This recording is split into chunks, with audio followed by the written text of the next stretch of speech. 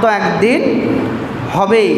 পরবর্তী আয়াতে আল্লাহ পাক বলছেন, ইন্না ইয়াওমাল ফাসলি কানা মিকাতা, নিশ্চয় নির্ধারিত আছে মীমাংসা দিবস। মীমাংসা দিবস কি আছে? হাসরের দিন কি আছে? নির্ধারিত। আখিরাতকে জন্য স্পষ্টভাবে কি করতে হবে? বিশ্বাস করতে হবে। আল্লাহ পাক কোরআনের অন্য আয়াতে বলছেন, মান আমানা বিল্লাহি ওয়াল ইয়াউমিল আখির ওয়া আমিলা সালিহান ফালাহুম আজরুহুম ইনদা রাব্বিহিম ওয়ালা খাউফুন আলাইহিম ওয়ালা হুম ইয়াহজানুন।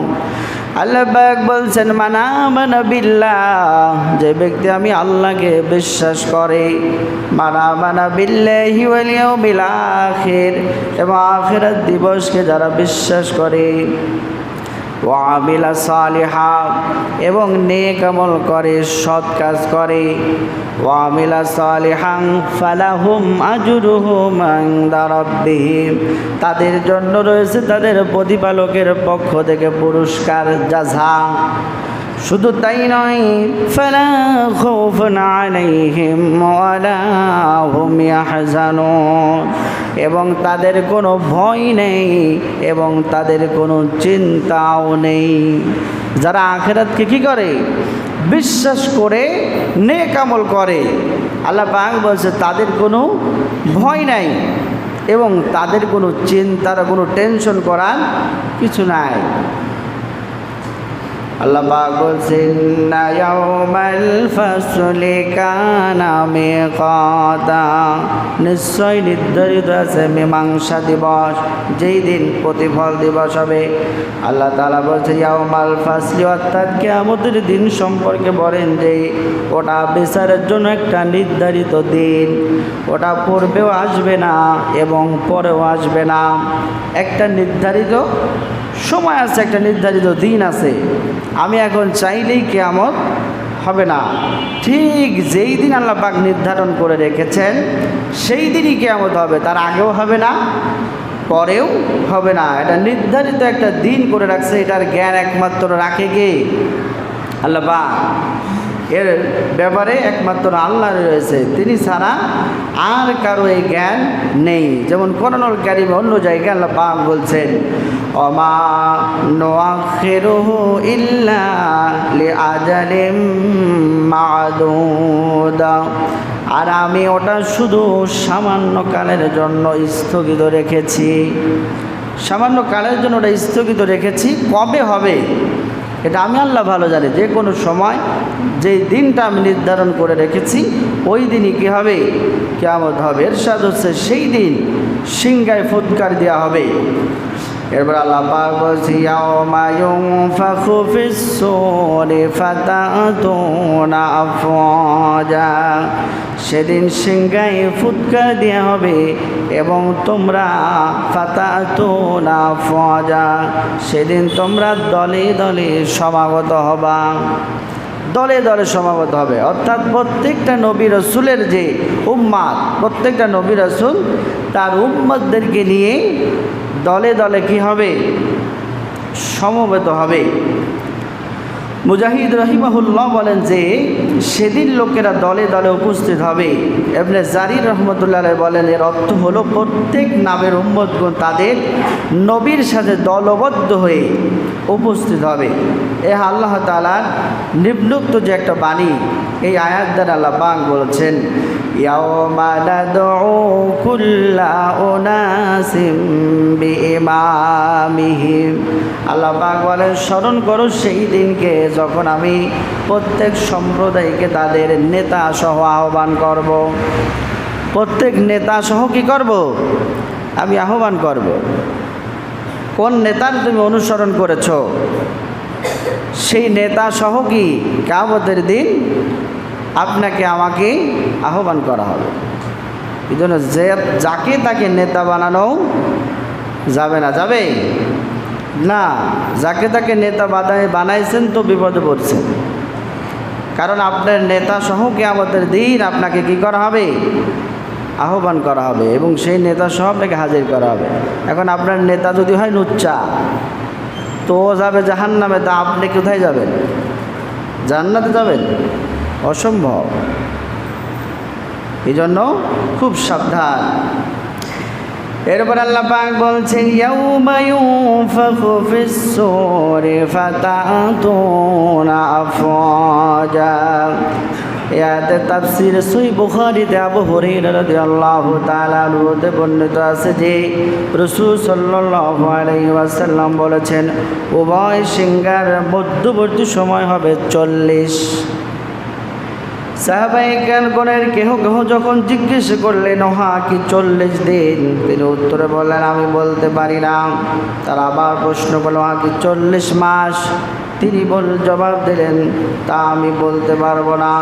তারা পুনরায় জিজ্ঞেস করলেন ওহা কি 40 বছর, তিনি উত্তরে বললেন আমি এটাও বলতে পারছি না। অর্থাৎ একটা মানুষ মৃত্যুর পরবর্তী যে সময়, এর মাঝখানে হাসরের ময়দান কায়েম হওয়ার আগ পর্যন্ত কত সময় সে কবরে ঘুমিয়ে থাকবে।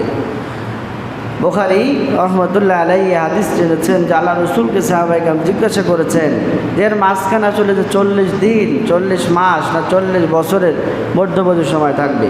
এই হাদিসের ভাষা অনুযায়ী বোঝা যাচ্ছে আল্লাহ রসুল বলছেন যে আমি এটা জানি না। তবে কোনো কোনো বর্ণনাকারী বলছেন যে 40 বছর একদম যেদিন কিয়ামতের আগের দিন যেদিন মৃত্যুবরণ করবে সে ব্যক্তিও কি 40 বছর কমপক্ষে কি কবরে থাকবে। এরপর আল্লাহ পাক বলছেন ওয়াফতিহাতিস সামাউ ফাকানাত আবওয়াবা, আকাশ উন্মুক্ত করা হবে, ফলাওটা হবে বহু দ্বার বিশিষ্ট। আমরা যে আকাশ দেখতে পাই এই আকাশকে কি করে দেওয়া হবে? উন্মুক্ত করে দেওয়া হবে, দ্বার বহু দ্বার বিশিষ্ট হয়ে যাবে।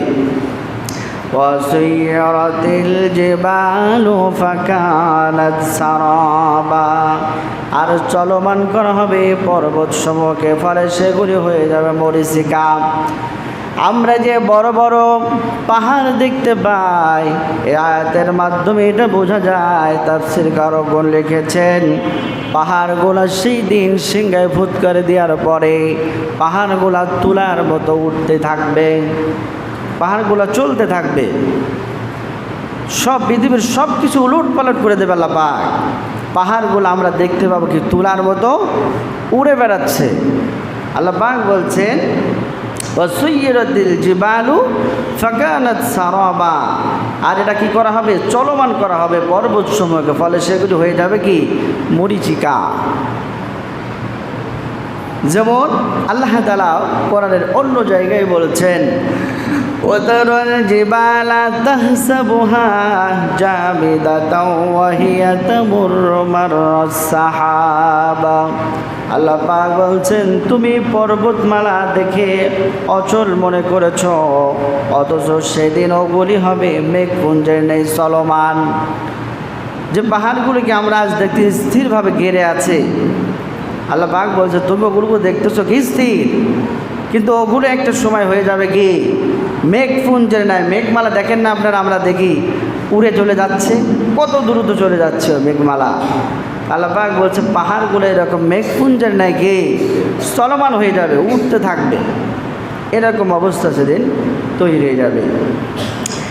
এরপরে আল্লাহ পাক বলছেন কোরআনের অন্য জায়গায় সূরা লোকমানের মধ্যে বলছেন, সূরা কারিয়ার মধ্যে বলেছেন তাকুনুল জিবালু কাল আইহনিল মাহফুস। আল্লাহ পাক বলছে এবং পর্বত সমূহ হবে ধনিত রঙিন পশমের মতো, ধনিত রঙের পশমের মতো। পশম যেরকম উড়ে বেড়ায়, পাহাড়গুলো এরকম আগেই বললাম না, তুলার মতো পাহাড়গুলো কি উড়ে বেড়াবে, এরকম অবস্থা হয়ে যাবে।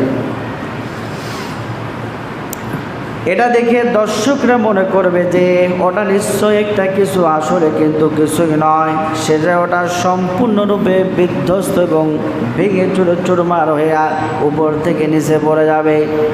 পাহাড়গুলো কি উঠতে উঠতে এরকম ভেঙে চুরমার হয়ে বিক্ষিপ্ত হয়ে জমিনে পড়ে যাবে। আল্লাহ পাক যেমন অন্য জায়গায় বলেছেন ওয়াসআলুনাকা আনিল জিবালি ফাকুল ইয়ানসিফুহা রাব্বি নাসাফা ফায়াদারুহা কাআন সাফসাফা লা তারা ফিহা ইওয়াজান ওয়ালা আমতা। আল্লাহ পাক বলেছেন তারা তোমাকে পর্বতসমূহ সম্পর্কে জিজ্ঞেস করবে, তুমি বলো আমার রব ওগুলিকে সমূলে উৎপাটন করে বিক্ষিপ্ত করে দেবেন, অথবা তিনি ওকে পরিণত করবেন মসৃণ সমতল ময়দানে, যাতে তুমি বক্রতা ও উচ্চতা দেখবে না। আসমান এবং জমিনকে আল্লাহ তাআলা ভেঙে চুরে চরমার করে একেবারে সমতল ভূমিতে পরিণত করে দেবে। সব কিছু কি ভেঙে চুরে যখন আর ওই রকম উঁচু দাবা জায়গায় জায়গায় এরকম দেখা যাবে না, পুরা ভেঙে চুরে সব কিছু আল্লাহ তাআলা একেবারে সমতল করে ফেলবে। কোরআনের আয়াত দ্বারা আল্লাহ পাক এটা বোঝাচ্ছেন। এরপর আল্লাহ পাক বলছেন ওয়ায়াউমা নুসাইয়িরুল জিবালা ওয়া তারাল আরদা বারিজা। আল্লাহ পাক বলেন স্মরণ করো সেদিনের কথা যেদিন আমি পর্বতকে করব উন্মিলিত এবং তুমি পৃথিবীকে দেখবে একটি শূন্য প্রান্তর। তার মানে কিয়ামত কি হবে কি হবে না, কি মনে হয়? কোরআনের আয়াতগুলো দ্বারা স্পষ্ট বোঝা যায় পৃথিবী আল্লাহ তাআলা সব কিছু ধ্বংস করে দিয়ে একেবারে একাকার করে দিবে। আল্লাহ তাআলার উক্তি নিশ্চয় জাহান্নাম ওত পেতে বসে আছে। এরপর আল্লাহ পাক বলছেন ইন্না জাহান্নামা কানাত মিরসাদা লিত্তাগিনা মাবা লাবিসিনা ফিহা আহকাবা। নিশ্চয় জাহান্নাম রয়েছে লিত্তাগিনা মাবা, ওটা হচ্ছে কি অবাধ্য লোকদেরকে আবাসস্থল, অবস্থিত স্থল। লাবিসিনা ফিহা আহকাবা, সেখানে তারা যুগ যুগ ধরে অবস্থান করবে। যারা জাহান্নামী হবে সেখানে তারা কি যুগ যুগ ধরে অবস্থান করবে। আল্লাহ পাক বলেছে লা ইয়াযুকুনা ফিহা বারদান ওয়ালা শারাবা, সেখানে তারা কোনো স্নিগ্ধ বস্তুর স্বাদ গ্রহণ করতে পারবে না এবং না কোনো পানীয়। সেখানে তাদের কোনো আসলে শান্তি আকারে কোনো খাদ্য তাদের দেওয়া হবে না এবং তাদের কোনো পানিও সেরকম দেওয়া হবে না। তাদেরকে কি দেওয়া হবে? ইল্লা হামিমা ওয়া গাসসাকা, উত্তপ্ত পানি ও পুষ ব্যতীত তাদের কোনো খাদ্য দেওয়া হবে না। পানি দেওয়া হবে উত্তপ্ত গরম এবং তাদের খাদ্য হবে পুষ, পুড়িয়ে সারকার হয়ে যে পুষ বেরোবে সেই পুষই আবার তারা কি করবে সেখানে খাবে। গরম গরম বলে যখন ঠান্ডা যখন তাদেরকে দেওয়া হবে চিৎকার করবে গরম গরম বলে, আবার গরম এমনভাবে দেওয়া হবে যে আবার চিৎকার করতে থাকবে ঠান্ডা ঠান্ডা বলে। তাফসীরগুলো পড়ে দেখলাম যখন তাদেরকে ঠান্ডা পানি দেওয়া হবে পুরো শরীর দেহ একেবারে কি হয়ে যাবে, বরফ হয়ে যাবে। তখন তারা গরমের জন্য চিৎকার করতে থাকবে গরম গরম বলে। আবার এমন উত্তপ্ত পানি দেওয়া হবে যখন তারা সেটা পান করবে তাদের নাড়ি ভুঁড়ি একেবারে সিদ্ধ হয়ে গলে একেবারে পায়খানার রাস্তা দিয়ে কি বের হয়ে যাবে। বলতে পারেন হুজুর তাহলে তো সব মরেই যাবে। মরণ সেখানে হবে না, মৃত্যু নাই।